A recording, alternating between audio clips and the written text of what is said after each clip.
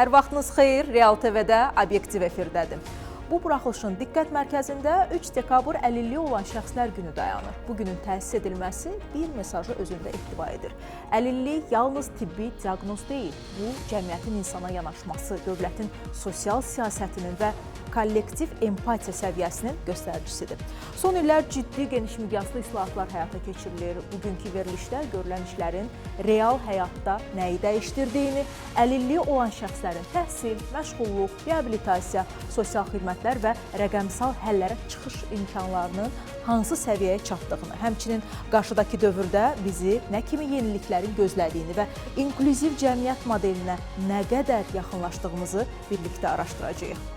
Hazırsınızsa başlayaq. Mövzu ilə əlaqəli bir sujetimiz olacaq. Sizi izləməyə dəvət edirəm. Ardınca yenidən studiyamızda görüşəcəyik. Hazırda Azərbaycanda 505 mindən çox əlilliyi olan şəxs qeydə alınıb. Əlilliyin qiymətləndirilməsi prosesinin rəqəmsallaşdırılması, qərarların asızlaşdırılmış elektron sənədlər əsasında verilməsi bu sahədə subyektivliyi tamamilə aradan qaldırıb. Əlillik sayəsində sosial modelin gücləndirilməsi, bu kateqoriyadan olan şəxslərin cəmiyyətin tam hüquqlu üzvü kimi formalaşdırılması istiqamətində sistemli islahatlar həyata keçirilir. Əlilliyi olan şəxslərə daha əlçatan, davamlı və effektiv reabilitasiya xidmətlərinin göstərilməsi məqsədi ilə ölkə üzrə reabilitasiya infrastrukturu genişləndirilib və müasir standartlara uyğunlaşdırılıb. Hazırda agentliyin tabeliyində müasir avadanlıqlarla təchiz edilmiş 4 uşaq reabilitasiya mərkəzi olmaqla ümumilikdə 15 reabilitasiya müəssisəsi, bir protez ortopedik istehsalat və reabilitasiya mərkəzi və bir Rehapoint reabilitasiya məntəqəsi fəaliyyət göstərir. Son illər agentliyin tabeliyində fəaliyyət göstərən reabilitasiya müəssisələrində yenidən qurma və əsaslı təmir işləri aparılıb. Qəbələ və Şəmkirdə uşaq reabilitasiya mərkəzləri istifadəyə verilib. Agentlik reabilitasiya müəssisəsi olmayan regionlarda yaşayan əlilliyi olan şəxsləri də unutmayıb. Onların reabilitasiya xidmətlərinə əlçatanlığın artırılması üçün müxtəlif layihələr həyata keçirilir. Bərdə şəhərindəki Qarabağ Regional Dost Mərkəzində Rehapoint reabilitasiya məntəqəsi fəaliyyət göstərir və məntəqədə bölgədə yaşayan əlilliyi olan şəxslərə ambulator formada müalicəvi bədən tərbiyəsi, əmək terapiyası, psixoloq və loqoped xidmətləri göstərilir. Məqsəd regionlarda əlilliyi olan şəxslərin reabilitasiya xidmətlərinə əlçatanlığının və davamlılığının tam təmin edilməsi, regionlarda reabilitasiya infrastrukturunun gücləndirilməsidir. Bölgədəki əlilliyi olan şəxslərin reabilitasiya vasitələri ilə təminatı həyata keçirmək məqsədi ilə də bu məntəqə böyük əhəmiyyət daşıyır. Qeyd edək ki, Əmək və Əhalinin Sosial Müdafiəsi Nazirliyi Ümumdünya Səhiyyə Təşkilatı ilə birlikdə dövlət büdcəsi hesabına əlilliyi olan şəxslərə verilən protez ortopedik vasitələrin sayını 57-dən 130-a qədər artırıb. Bunların 81-i əsas, 49-u isə əlavə reabilitasiya vasitələridir. Obyektivdə sosial xülasə ilə tanış olmağın vaxtıdır. Sosial gündəmin əsas xəbərlərini Dost TV ilə birbaşa bağlantıda efir növbəsində olan həmkarım Əsmər Nəcməddin qızı bizə təqdim edəcək. Əsmər, hər vaxtınız xeyir. Salam xanım, hər vaxtınız xeyir olsun. Real TV ilə Dost TV-nin ortaq yayımında xoş gördük hər birinizi. Həftənin əsas sosial xəbərləri ilə qarşınızdayıq, başlayaq. İşğaldan azad edilmiş ərazilərimizdə DOST xidmətləri şəbəkəsinin qurulması istiqamətində növbəti addım olaraq Füzuli şəhərində Qarabağ Regional DOST Mərkəzinin DOST məntəqəsi fəaliyyətə başlayıb. Əmək və Əhalinin Sosial Müdafiəsi Naziri Anar Əliyev, Ağdam, Füzuli və Xocavənd rayonlarında Azərbaycan Respublikası Prezidentinin xüsusi nümayəndəsi Emin Hüseynov, Kiçik və Orta Biznesin İnkişafı Agentliyinin İdarə Heyəti sədrinin birinci müavini Samir Hümbətov məntəqədə xidmətlərin göstərilməsi prosesini nəzərdən keçiriblər. Füzuli DOST məntəqəsində məşğulluq xidmətləri və KOBİA tərəfindən xidmətlər də göstərilir. Qazaxıstanın Vahid Yığım Pensiya Fondunun İdarə Heyətinin sədri Janat Kurmanov və Dövlət Sosial Sığorta Fondunun İdarə Heyəti sədrinin müavini Marad Janibekovun rəhbərlik etdiyi nümayəndə heyətləri DOST İnklüziv İnkişaf və Yaradıcılıq Mərkəzində olublar. Qonaqlara birinci vitse-prezident Mehriban Əliyevanın təşəbbüsü ilə yaradılmış mərkəzin fəaliyyəti barədə məlumat verilib. Dövlət Məşğulluq Agentliyinin təşkilatçılığı ilə Bakıda Gələcəyə Tərəf divizi ilə Gələcəyin Peşələri Sammiti keçirilib. Sammit əmək bazarında baş verən dəyişiklikləri, yeni peşə və bacarıqlarla bağlı tələbləri peşəkar mühitdə müzakirə eləmək, təhsil və məşğulluq sahələrində yeni çağırışlarla bağlı bu ekosistem iştirakçılarının gələcək əmək bazarına hazırlığına dəstək məqsədi daşıyıb. Belə hörmətli tamaşaçılar, mənim sizə bu həftəlik çatdıracaqlarım bu qədər. Obyektiv isə davam eləyir. Diqqətiniz Dost TV-də olsun. Hələlik. Təşəkkür edirəm Əsmər. Dost TV komandasına işlərində uğurlar arzu edirik. Hər həftə bizimlə birbaşa bağlantıda sosial gündəmin baş xəbərlərini diqqətə çatdırırlar. Obyektivdəsiz mövzumuz əlilliyi olan şəxslərin sosial müdafiəsi və cəmiyyətə inteqrasiyasını əhatə edir. Qonağımız studiyamızdadır. Diqqətiniz bizdə olsun. Əmək və Əhalinin Sosial Müdafiəsi Nazirliyinin aparatının əlillik siyasəti şöbəsinin müdiri Sabir Qocayev bugün obyektiv suallarımızı cavablandıracaq.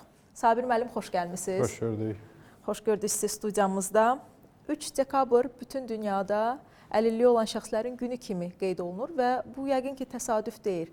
Sizcə bu günün təsis edilməsi ilə cəmiyyətə nə kimi bir mesaj vermək istəyiblər? Düz deyirsiniz.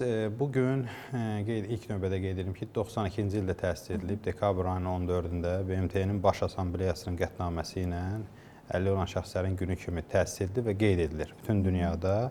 Və məqsəd də bu belə bir günün təsis edilməsində əsas məqsəd də əlilliyi olan şəxslərin hüquqlarının reallaşdırılması məsələlərinin, onların cəmiyyətdə üzləşdikləri problemlər, müəssərlik və digər bu kimi ayrı-seçki və digər problemlərin diqqətə çatdırılması, onların problemlərinə, onların hüquqlarına riayət olunmasına diqqətin çatdırılması, təşviq edilməsi və maarifləndirilmə məqsədi ilə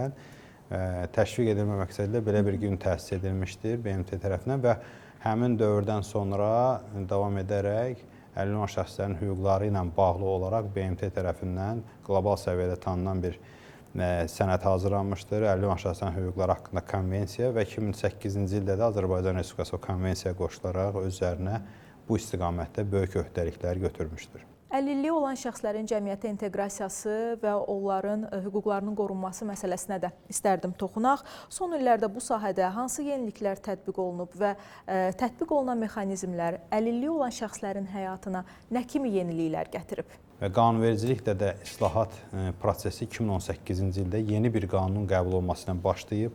Bu artıq dönüş nöqtəsi deyə bilərik. Əlilliyi olan şəxslərin hüquqları haqqında yeni qanun qəbul edildi 2018-ci ildə. Və o konvensiyanın belə deyək də prinsiplərinə uyğun şəkildə hazırlanmış bir sənəd idi. Və həmin qanun artıq tələb etdi ki, Azərbaycanın normativ hüquq sistemi yenilənsin.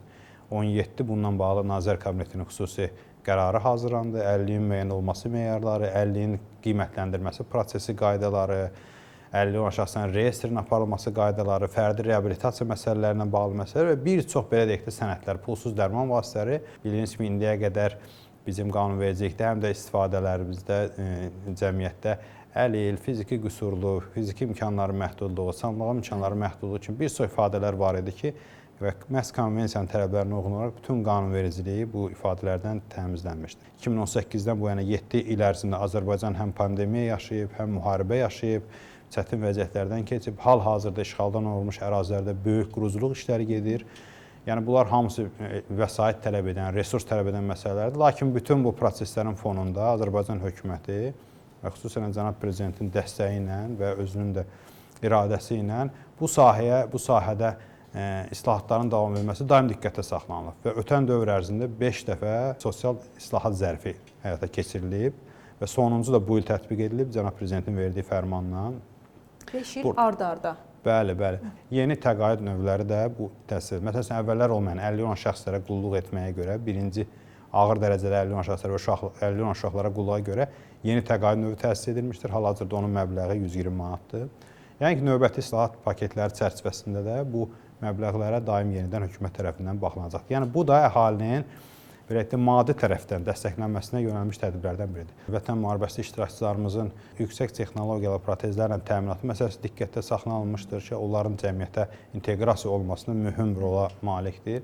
619 yüksək texnologiyalı protezlər verilmişdir ki, həmin protezlər itirilmiş ətrafların funksionallığını 80% və daha yuxarı təmin edir. Yəni, bu istiqamətdə tədbirlər genişdir. Tək Əmək və Əhalinin Sosial Müdafiəsi Nazirliyini əhatə etmir, digər qurumlara təsir əhatə edir. Yəni, bu barədə çox danışa bilərik. Yəni, deməyə bu sahədə sözümüz çoxdur.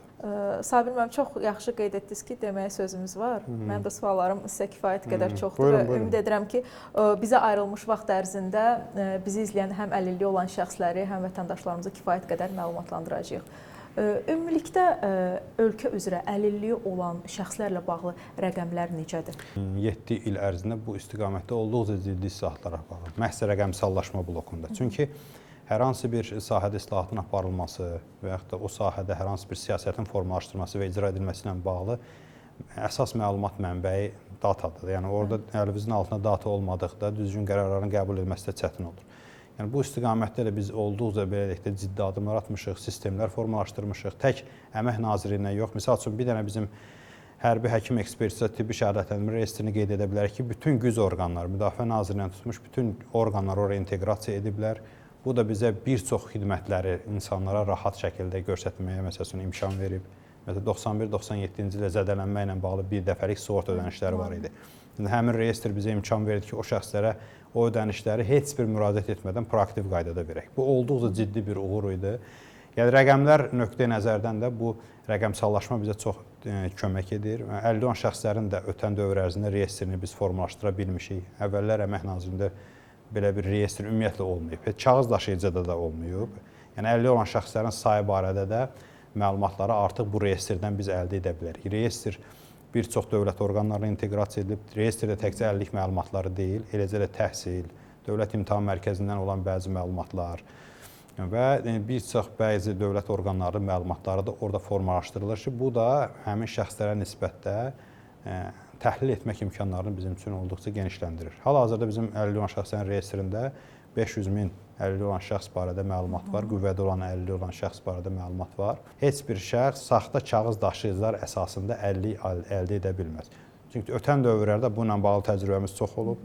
Çoxlu əlillik təyinatları saxta, yəni sağlam insanlardır, əsaslandırılmamış şəkildə saxta sənədlər əsasında əlillik təyin edilərək əlillik alırlar ki, bu da ünvanlılıq və ədalətlik prinsipinə zidd idi. Bu qeyd etdiyiniz rəqəmsallaşma əlilliyi olan şəxslərin özü üçün də bir üstünlükdür. Məsələn, sosial portalına onlar daxil olaraq, eyni zamanda mobil tətbiqindən istifadə edərək orada əlilliyi ilə bağlı məlumatları ilə də tanış ola bilirlər. Bəli, düz deyirsiniz. Çünki əlillik barədə məlumat verilən qərar artıq dediyimiz kimi rəqəmsal mühitdə verilir və elektron sənəd formasında verilir. Düzdür, bunu kağız daşıyıcıda çap edib götürə bilərlər, lakin buna artıq heç bir ehtiyac yoxdur. Çünki hər bir şəxs sosial mobil aplikasiyası vasitəsilə nəinki əlilliyi barəsində, eləcə də Əmək və Əhalinin Sosial Müdafiəsi Nazirliyi tərəfindən göstərilən 149 dövlət xidməti üzrə istənilən özü barədə məlumatı, həm fərdi şəxsi hesabı barədə məlumatı, nə qədər onun əmək haqqından pul ödənilib, həm pensiyası varsa pensiyası barədə məlumatı, eləcə də Əmək və Əhalinin Sosial Müdafiə Nazirliyinin göstərən digər xidmətlər üzrə hər hansı bir xidməti əldə edibsə,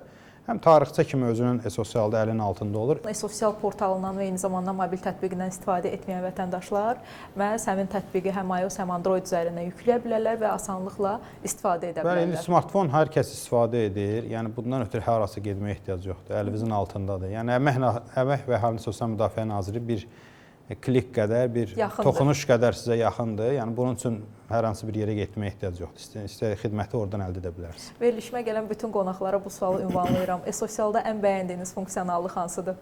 Sosialda ən bəyəndiyim funksiya məhz bayaq qeyd etdiyim o bir kapitalla bağlı hissədir. Mənim şəxsən öz fikrimi deyirəm. Fərdi şəxsi kapitalla bağlı hissədir ki, o funksionallıq gözəl funksionallıqdır. Hər rübün sonunda gecikmədən rüb ərzində işə götürən tərəfindən sənin üçün ödənilmiş məcburi dövlət sosial sığorta görürsən, pensiya kapitalını görürsən, təxmini gələcək pensiya məbləği hesab edə bilirsən. Eləcə də məsəl üçün mənim bir neçə il öncə övladım dünyaya gələndə də sosial tətbiq üzərindən bildiriş almışdım ki, artıq ona müavinəti yaxınlaşaraq bank ofisindən əldə edə bilərsiniz.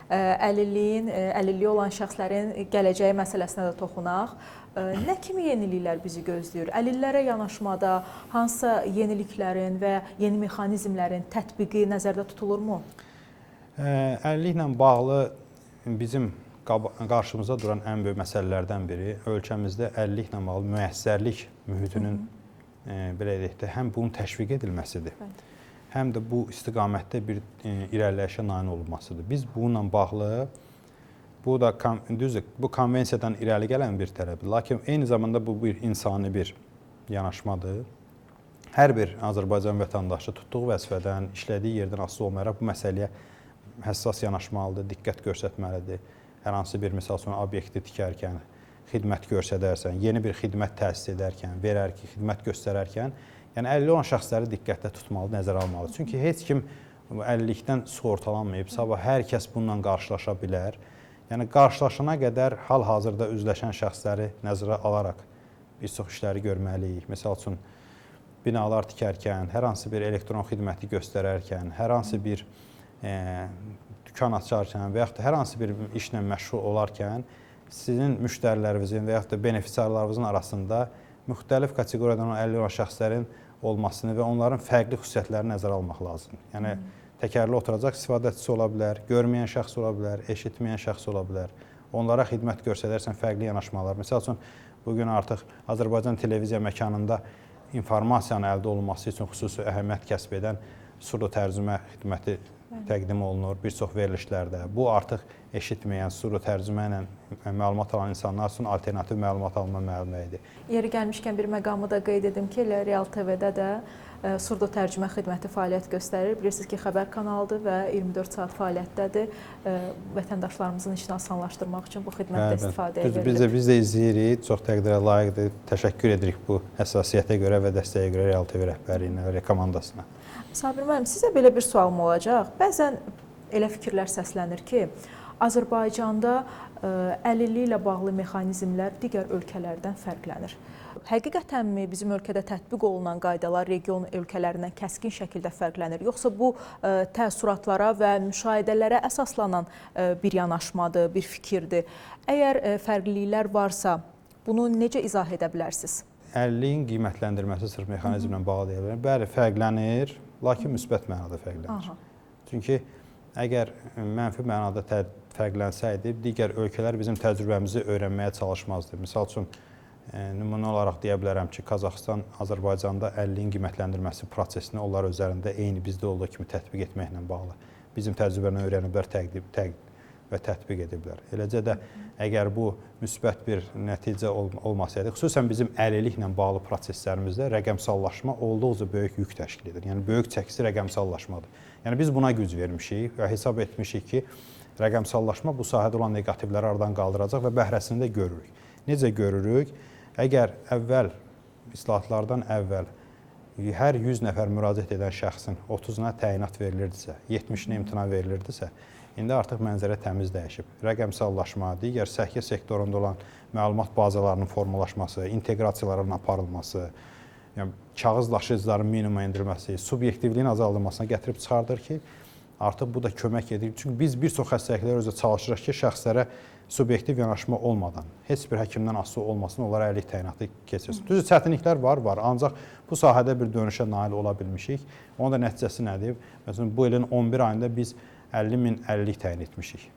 Yəni bu təkcə keçən ilin müvafiq dövrü ilə müqayisədə 10% artım deməkdir. Və eləcə də bu il biz əlillik təyinatını bayaq qeyd etdiyim təyinat imtina nisbətində köklü tərsinə bir nailiyyətə əldə etmişik ki, hansı ki artıq hər baxılan işin bayaq 70-nə imtina verilirsə, artıq hər baxılan işin 70-nə təyinat verilir. Bu olduqca böyük rəqəmlərdir. Yəni biz də maraqlıyıq. Eləcə də bu istiqamətdə bizim əlilliklə bağlı atdığımız islahatları deyim sizə, bizim gördüyümüz islahatların mahiyyəti insanların rahatlığının təmin edilməsidir. Məsəl üçün, bir çox əvvəllər problemlər var idi. Əlillik müddəti bitirdi, adam gedirdi, təkrar müraciət eləməyə vaxtı keçirdi. 3-4 aydan sonra, 5 aydan, 6 aydan sonra təkrar nail ola bilirdi ki, əlillik təyinat olsun, sənədləri toplamaq və s. Biz qanunvericilikdə yeni bir müddəa daxil etdik ki, əlillik müddəti bitəndən sonra 6 ay ərzində təkrar təyinat gedərsə, o itirilmiş müddətdə əlilliyi olan şəxs kimi ona hesablanır və ödəniş verilir. 5000 adam bu xidmətdən bəhrələnib və onlara ödənilən məbləğ, yəni əvvəlki aylara görə 33 milyon manatdan çoxdur. Məsəl üçün, qanunverici edilmiş dəyişikliklər nəticəsində əvvəllər 2 xəstəliyi olan, 50-yə əsas vuran 2 meyarla 50 təyinatı deyə bir anlayış yox idi. Artıq yeni 2022-ci ildən yeni meyarların tətbiqi ilə adamda 2 fərqli xəstəliklə 50 təyinatına əsas varsa, tutalım bir ayağını itirib, bir də gözündə problem var. Əvvəllər belə bir yanaşma yoxdur. İkisindən biri ilə 50 seçib təyin edirlər. Artıq bir qanunverici imkan verir ki, bizim apardığımız islahat nəticəsində 2 meyar birləşdirilir və son nəticə faiz dərəcəsi 10% artırılır. 2 fərqli meyardan ən üstün səbəb seçilir, ən üstün müddət seçilərək əlillik təyinatı aparılır. Eləcə də uşaqlara nisbətdə, misal üçün, vacibdir qeyd etmək ki, əvvəllər uşaqlarda ağırlıq dərəcəsindən asılı olmayaraq, xəstəlik, məsəl üçün, gəzən uşağa da, yataq xəstəsi olan uşağa da eyni təyinat aparılırdı, sağlam imkanlar məhdud uşaq, dərəcə yox idi. Və eyni məbləğdə də vəsait ödənilirdi, sosial ödəniş. Yeni islahatlardan sonra artıq o fərqləndirilir. Ağır uşaqlara, böyük insanlarda necədirsə təyinat elə aparılır və onlara ödənilən sosial ödənişin məbləği 320 manatdan 670 manata qaldı. 2 dəfəyə qalxır. Ötən dövr ərzində 2022-ci ildən bu tərəfə 9000 uşağın ödənişi dolayısıyla 9000 ailəyə gedən vəsait 2 dəfədən çox artmışdır. Yəni bunlar hamısı müsbət məqamlardır. Təbii ki, dünyada olan müsbət təcrübələri öyrənməyə çalışırıq. Lakin region ölkələri içərisində yəni daha çox bizdən bəhrələnirlər. Bəli. Sabir müəllim, təşəkkür edirəm sizə. Biz təşəkkür edirik. Çox sağ olun belə bir günə diqqət və ayırdığınız üçün və qiymətləndirdiyiniz üçün. Kollektiv empatiyadır və bu bizim də həm də vətəndaş öhdəliyimizdir. Qeyd etdiniz ki, bu çətin bir yoldur, amma dönüşə nail olmuşuq. Bu yolda sizə uğurlar arzulayıram. Minnətdaram, çox sağ olun. Və bizi izləyən bütün əlilliyi olan şəxslərə, eyni zamanda bütün vətəndaşlara can sağlığı arzulayıram. Çünki həyatda ən qiymətli nemət can sağlığıdır. Biz də Real TV komandasına bu həssasiyyətə görə belə bir günə vaxt ayırdığı üçün, belə bir efir vaxtı ayırdığı üçün təşəkkür edirik və bu ümumiyyətlə həssasiyyəti həmişə görürük. Bu gün də xüsusən hiss edirik. Çox sağ olun, təşəkkür edirik. Sosial sahədə baş verən yenilikləri izləyir və onları sizə obyektiv şəkildə çatdırmağa çalışırıq. Bizi izlədiyiniz üçün təşəkkür edirik. Növbəti obyektiv buraxılışlarda görüşənədək realda qalın.